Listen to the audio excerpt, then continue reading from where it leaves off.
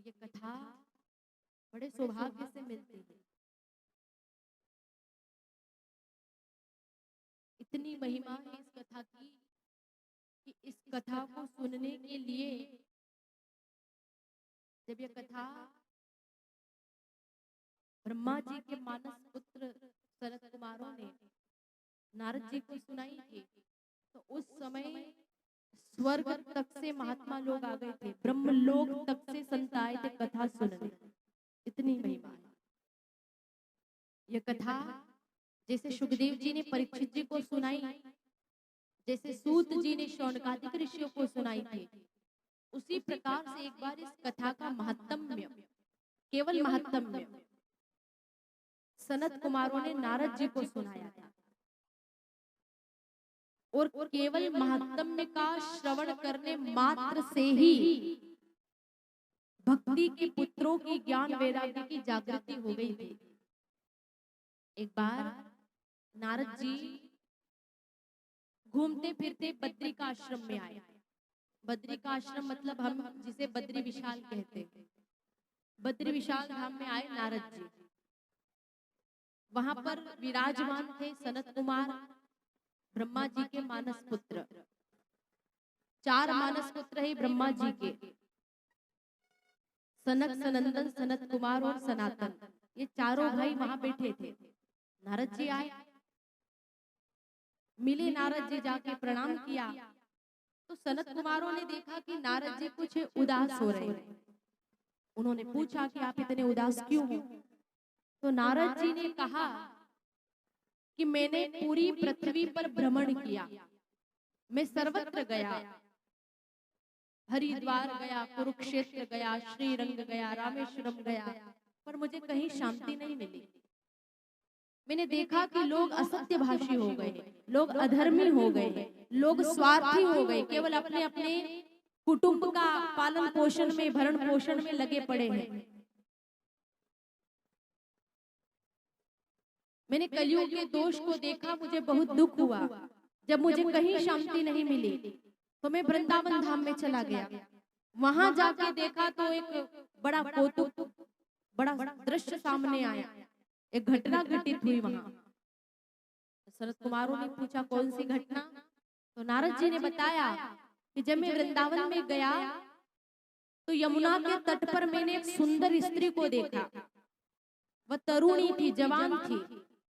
उसके पास में 2 पुरुष मूर्छा अवस्था में सो रहे थे।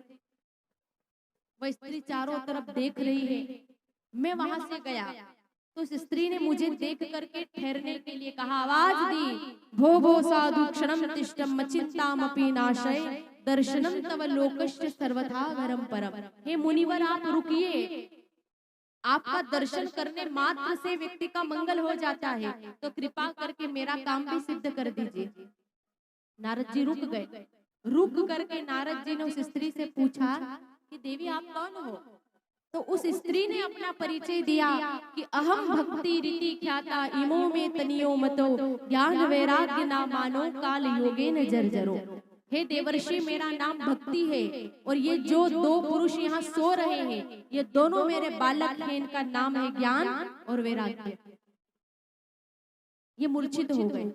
हे नारद जी, मेरा जन्म हुआ है दक्षिण भारत में, द्रविड़ देश में, कर्नाटक में मेरी वृद्धि हुई, मेरा पालन पोषण हुआ, महाराष्ट्र में मुझे सम्मान मिला, और जब मैं गुजरात के अंदर गई तो वहां जाते ही मैं वृद्ध हो गई, मुझे बुढ़ापे ने घेर लिया।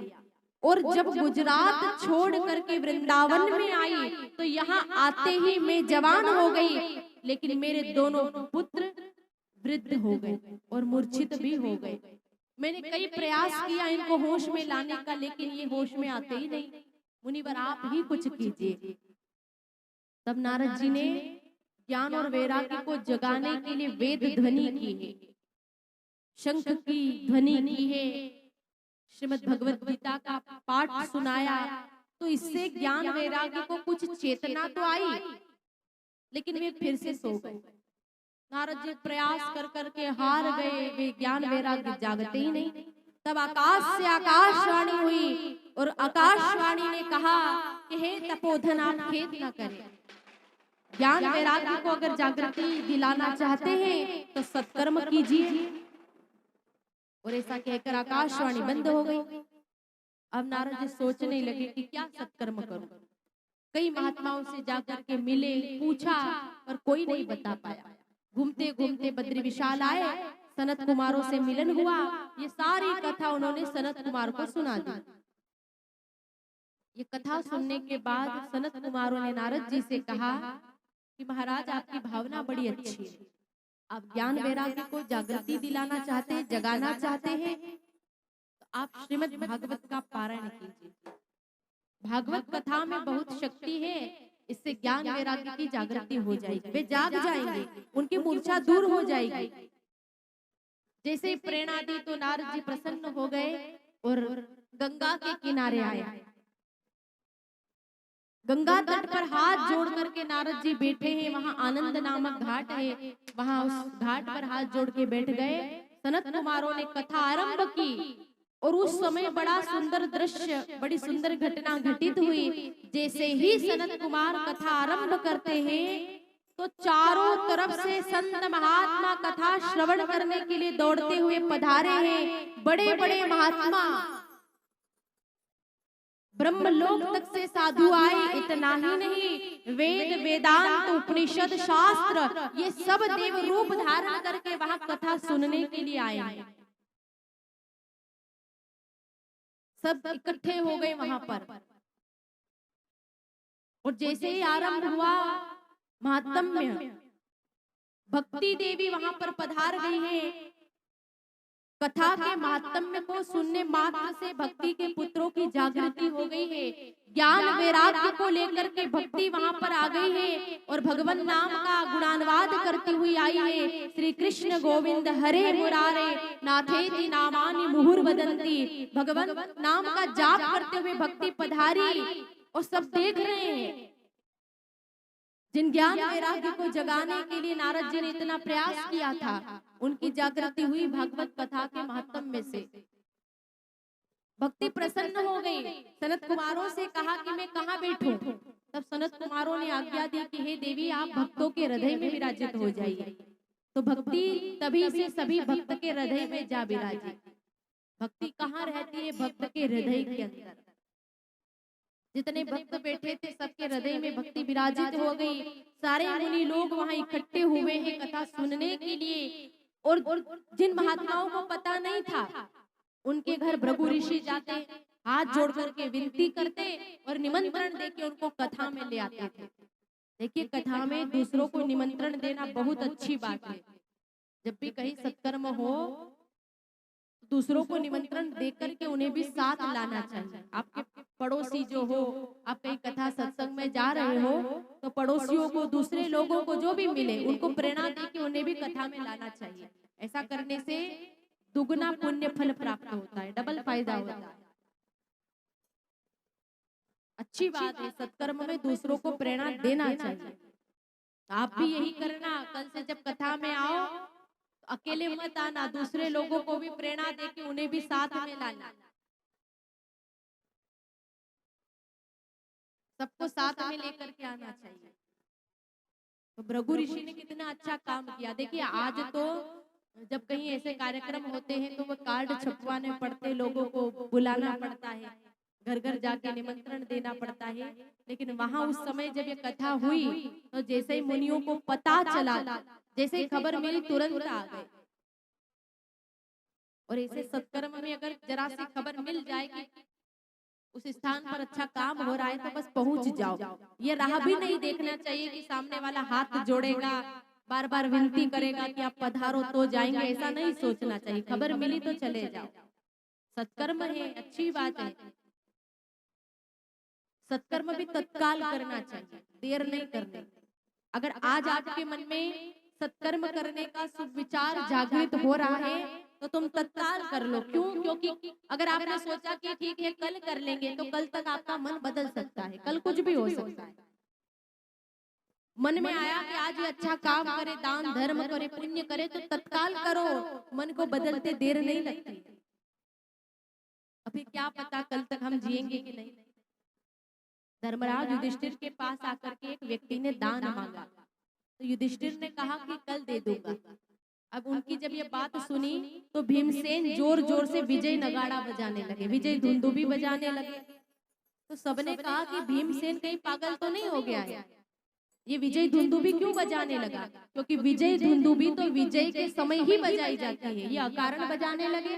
तो सबने पूछा, धर्मराज ने पूछा कि भाई भीम क्या हुआ, ये विजय धुंदुभी क्यों बजा रहे हो? तो भीमसेन कहने लगे कि आपकी विजय हुई है काल पर, आपने काल को जीत लिया, तभी तो आपने उस याचक से कहा कि कल आकर के दान ले जाना, मतलब आप कल तक जीने वाले हो। तो आपके इस काल विजय के उपलक्ष्य में यह धुंदुभी बजा रहा है। तो धर्मराज को अपनी गलती का तुरंत एहसास हुआ और उसी क्षण उन्होंने बुलाया उस याचक को, क्षमा मांगी और उसी समय दान दिया। ये कल का क्या भरोसा। तो सत्कर्म करने में देर नहीं करना चाहिए। सत्यनारायण भगवान की कथा में भी यही आता है कि सत्कर्म तत्काल करो। और इस कलिकाल के अंदर भागवत को सत्कर्म का सूचक बताया गया है। जैसे वन के अंदर एक सिंह की आवाज सुनकर के वन के सारे भेड़िए भाग जाते हैं, उसी प्रकार से इस कलिकाल के अंदर जहाँ भागवत की कथा होती है तो उसकी ध्वनि मात्र से कलयुग के सारे पाप दोष मेल सब दूर हो जाता है। इतनी शक्ति है कथा में। जब कथा आरंभ हुई सबने हरे नमः का शुद्ध उच्चारण किया और भगवान का जय जयकार किया। क्योंकि जब हम कथा सत्संग में बैठते हैं तो बाधा डालने के लिए आती है माया, ये विघ्न करने आती है, ये मन को चंचल बनाती है, मनुष्य से कहती है कि भक्ति में आनंद नहीं, आनंद घर परिवार में। तो व्यक्ति माया की बात मान लेता है, इससे माया तो जीत जाती है और मनुष्य हार जाता है। मनुष्य हारता क्यों है? क्योंकि वह माया की बात मानता है और भगवान की जय जयकार नहीं करता। अगर भगवान की जय जयकार करोगे तभी माया की हार होगी और तुम्हारी जीत होगी।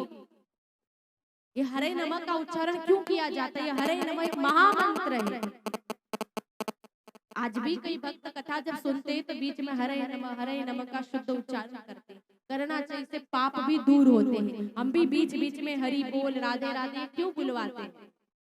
ताकि हमसे जो गलतियां हो वो गलतियां दूर हो जाए, हमें क्षमा मिल जाए और भगवान नाम उच्चारण करने से वाणी पवित्र हो जाती है, इसीलिए तो नाम लिया जाता है। तो मनुष्य इसीलिए हारता है क्योंकि वह भगवान की जय जयकार नहीं करता। तुम अगर चाहते हो कि माया की हार हो और तुम्हारी जीत हो तो पहले भगवान की जय जयकार करो। अगर आपने भगवान की जय जयकार की तो आपकी भी जीत होगी।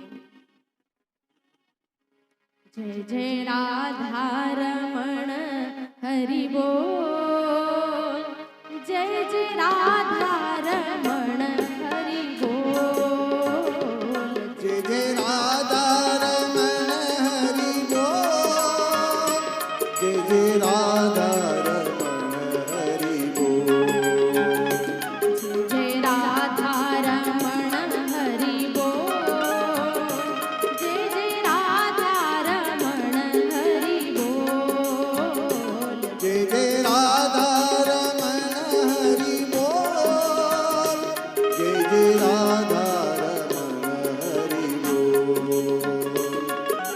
बोल हरि बोल, बोल हरि बोल, बोल हरि बोल, बोल हरि बोल, बोल हरि बोल, बोल हरि बोल, बोल हरि बोल, बोल हरि बोल, बोल राधे बोल, बोल राधे बोल, बोल राधे बोल, बोल राधे बोल, बोल राधे बोल, बोल राधे बोल, बोल राधे बोल, बोल राधे बोल, जय राधा रमण हरि बोल, जय जय राधा रमण हरि बोल, जय जय राधा रमण हरि बोल, जय जय राधा रमण हरि बोल,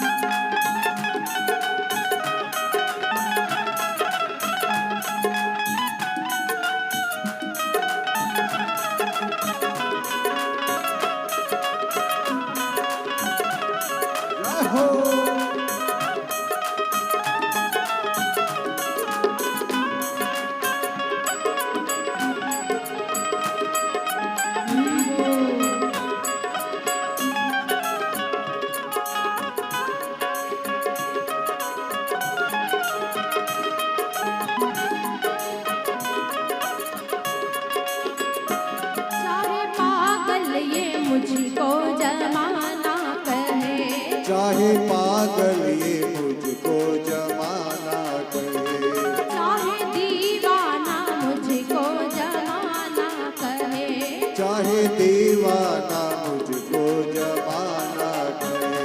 तेरी भक्ति में नित मन लगाएंगे हम, तेरी भक्ति में नित मन लगाएंगे हम, जैसे गुजरेगी ऐसे गुजारेंगे हम। जय जय राधा रमण हरि बोल, जय जय राधा सभी गाइए, ताली रमण बजा हरि देंगे। बोल।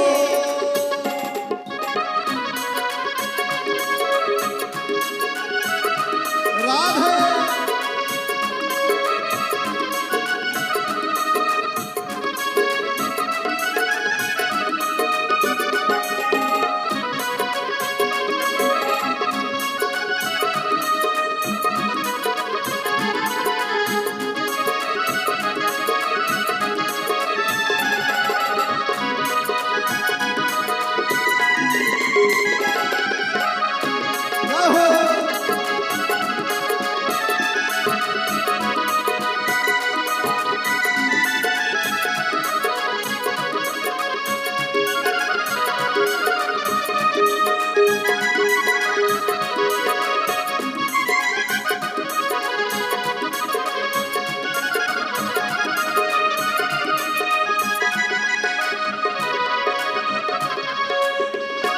तेरी भक्ति में नित मन लगा ही रहे, तेरी भक्ति में नित मन लगा ही रहे, तेरे चरणों में मन ये लगा ही रहे, तेरे चरणों में मन ये लगा ही रहे। तेरी पूजा करेंगे हरदम, तेरी पूजा करेंगे हरदम, दोनों रस के भरे हैं तमोर। तेरी पूजा करेंगे हरदम, तेरी पूजा करेंगे हरदम, दोनों रस के भरे हैं तमोर। जय राधा रमण हरि बोल, जय जय राधा रमण हरि बोल। जय जय राधा रमण हरि बोल, जय जय राधा रमण हरि बोल। राधे ताली बजाकर गाइए साथ में।